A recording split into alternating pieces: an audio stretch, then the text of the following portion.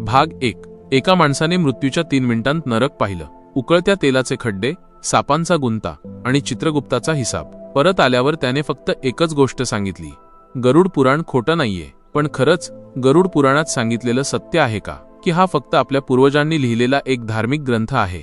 मृत्यूनंतर आत्म्याचं काय होतं? नरक, स्वर्ग, यमलोक हे सगळं खरं आहे की फक्त आपल्या मनाची भ्रांती?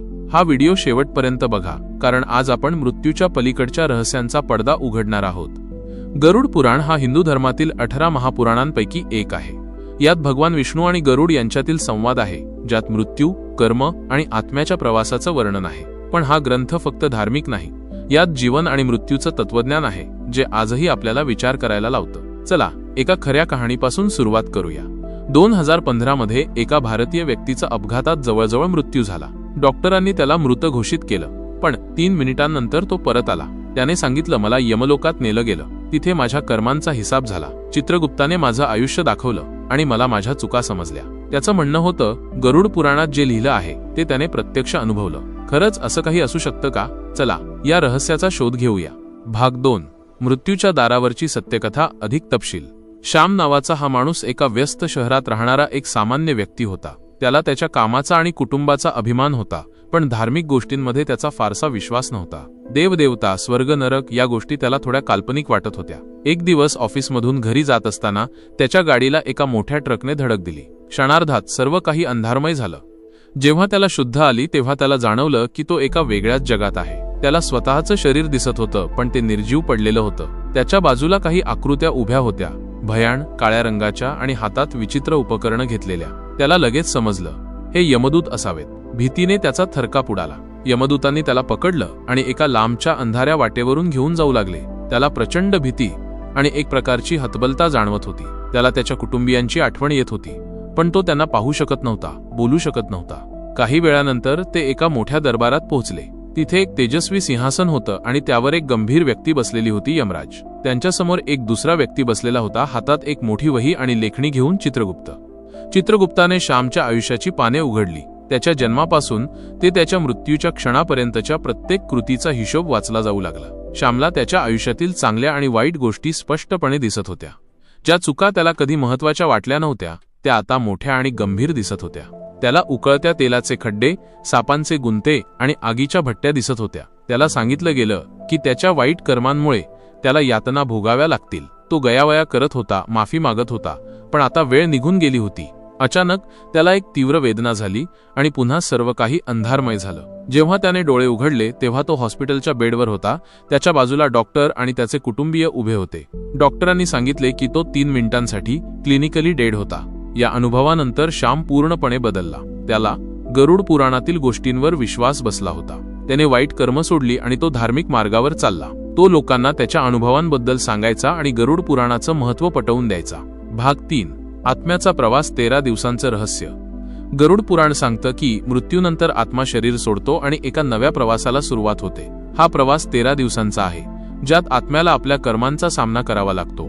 मृत्यूनंतर आत्मा आपल्या भौतिक शरीरापासून वेगळा होतो, पण तरीही काही काळ त्याला आपल्या आसपासच्या जगाची जाणीव असते. पहिल्या दिवशी तो आपल्या घरात फिरतो, आपल्या प्रियजनांना दुःखी बघतो, पण त्यांना शांत, हलंत व न आ मात्रा देऊ शकत नाही. त्याचे शब्द त्यांच्यापर्यंत पोहोचत नाहीत. त्याला एक प्रकारची असहायता येते. 3ऱ्या आणि 4थ्या दिवशी आत्मा आपल्या भूतकाळातील आठवणींमध्ये रमतो. त्याचे चांगले क्षण, वाईट क्षण, त्याच्या चुका आणि त्याच्या चांगुलपणाच्या गोष्टी त्याच्या डोळ्यासमोर येतात. त्याला स्वतःच्या कृत्यांचा अर्थ आणि परिणाम अधिक स्पष्टपणे जाणवतो. 5व्या ते 9व्या दिवसांपर्यंत आत्मा हळूहळू यमलोकाच्या मार्गावर प्रवास सुरू करतो. हा प्रवास त्याच्या कर्मांवर अवलंबून असतो. जर त्याची कर्म चांगली असतील तर त्याला सुखद अनुभव येतात आणि प्रवास सोपा होतो. पण जर कर्म वाईट असतील तर त्याला अनेक अडचणी आणि यातना सहन कराव्या लागतात. 10व्या आणि 11व्या दिवशी आत्मा एका अशा ठिकाणी पोहोचतो जिथे त्याचे पुढील गंतव्य निश्चित केले जाते. त्याचे कर्म आणि त्याचे एकूण आयुष्य यांचा लेखाजोखा घेतला जातो. 12व्या दिवशी आत्मा आपल्या कुटुंबातील सदस्यांना पिंडदान आणि श्राद्ध विधी करताना पाहतो. या विधींमुळे त्याला पुढील प्रवासासाठी ऊर्जा आणि आधार मिळतो असं मानलं जातं. 13व्या दिवशी आत्मा पूर्णपणे यमलोकात पोहोचतो, जिथे यमराज आणि चित्रगुप्त त्याच्या कर्मांचा अंतिम न्याय करतात. गरुड पुराणात प्रेत अवस्थेचं वर्णन खूप महत्त्वाचं आहे. जेव्हा एखाद्या व्यक्तीचा मृत्यू होतो आणि त्याचे योग्य विधी केले जात नाहीत, तेव्हा आत्मा प्रेत बनतो. या अवस्थेत त्याला तीव्र भूक, तहान आणि इतर शारीरिक वेदना जाणवतात, पण तो त्या शांत करू शकत नाही. तो आपल्या जगात अडकून राहतो आणि त्याला मुक्ती मिळत नाही. म्हणूनच मृत्यूनंतर योग्य विधी करणं खूप महत्त्वाचं मानलं जातं. भाग 4. यमलोक आणि नरकाची भयान वास्तवता. यमलोकात यमराज आणि चित्रगुप्त आत्म्याच्या कर्मांचा हिसाब करतात. चित्रगुप्ताकडे प्रत्येक व्यक्तीच्या आयुष्याची नोंद असते. तुम्ही काय केलं, कधी केलं आणि का केलं. यमलोकाचा दरबार खूप मोठा आणि न्यायपूर्ण असतो. यमराज शांतपणे सिंहासनावर बसलेले असतात आणि चित्रगुप्त त्यांच्यासमोर प्रत्येक आत्म्याच्या कर्मांचा अहवाल वाचतात. हा अहवाल म्हणजे त्या व्यक्तीच्या संपूर्ण आयुष्यातील चांगल्या वाईट कृत्यांचा लेखाजोखा असतो. गरुड पुराणात 28 वेगवेगळ्या प्रकारच्या नरकांचं वर्णन आहे आणि प्रत्येक नरक विशिष्ट पापांसाठी आहे. रौरव नरक, जे लोक दुसऱ्यांची संपत्ती हडप करतात किंवा खोटं बोलून लोकांना फसवतात, त्यांना या नरकात टाकलं जातं. इथे त्यांना तीव्र यातना आणि दुःख सहन करावं लागतं. कुंभीपाक नरक, जे लोक निष्पाप प्राण्यांना मारतात किंवा त्यांना त्रास देतात, त्यांना या नरकात उकळत्या तेलात टाकलं जातं. अंधता मिश्र नरक, जे लोक आपल्या पत्नी किंवा पतीला फसवतात, त्यांना या नरकात अंधारात बांधून ठेवले जाते आणि असह्य वेदना दिल्या जातात. तप्तलोह नरक, जे लोक दुसऱ्यांना वाईट बोलतात किंवा अपशब्द वापरतात, त्यांचे तोंड आणि जीभ गरम लोखंडाने भाजली जाते. कालसूत्र नरक, जे लोक आपल्या गुरुजनांचा किंवा मोठ्यांचा अपमान करतात, त्यांना या नरकात तांब्याच्या गरम स्तंभाला बांधून ठेवले जाते. या व्यतिरिक्त अनेक इतर नरक आहेत, जसे की असिपत्रवन, जिथे धारदार पात्यांच्या झाडांच्या जंगलातून चालावं लागतं. वैतरणी नदी, जी रक्त आणि हाडांनी भरलेली आहे आणि वाईट कर्म करणाऱ्यांना ती पार करावी लागते. आणि कृमीभोज, जिथे पाप करणाऱ्यांना किडे खावे लागतात. या नरकांचं वर्णन वाचून कोणालाही भीती वाटेल, पण याचा उद्देश लोकांना वाईट कर्म करण्यापासून परावृत्त करणं आहे. भाग 5. स्वर्ग पुण्याईचं ठिकाण. पण स्वर्ग आणि नरक म्हणजे काय. गरुड पुराण सांगतं की स्वर्ग हा सुखाचा ठिकाण आहे, जिथे आत्म्याला सर्व सुख मिळतात, सुंदर बागा, अप्सरा आणि शांती. पण स्वर्ग कायमचा नाही. तुमची पुण्य संपली की तुम्हाला पृथ्वीवर परत यावं लागतं. स्वर्ग हे एक सुंदर आणि शांत ठिकाण आहे. इथे हिरवीगार बागा आहेत, मधुर संगीत ऐकू येतं आणि सर्वत्र शांती आणि आनंद आहे. ज्या लोकांनी आपल्या जीवनात चांगले कर्म केले आहेत, गरीब आणि गरजूंची मदत केली आहे, सत्य बोलले आहेत आणि धार्मिक मार्गावर चालले आहेत, त्यांना स्वर्गात स्थान मिळतं. स्वर्गात आत्म्याला कोणतीही दुःख किंवा वेदना होत नाही. त्याला सुंदर वस्त्रन, स्वादिष्ट भोजन आणि राहण्यासाठी उत्तम जागा मिळते. अप्सरा आणि गंधर्व त्यांच्या सेवेत तत्पर असतात आणि ते मधुर गाणी गाऊन आणि नृत्य करून आत्म्याला आनंदित करतात.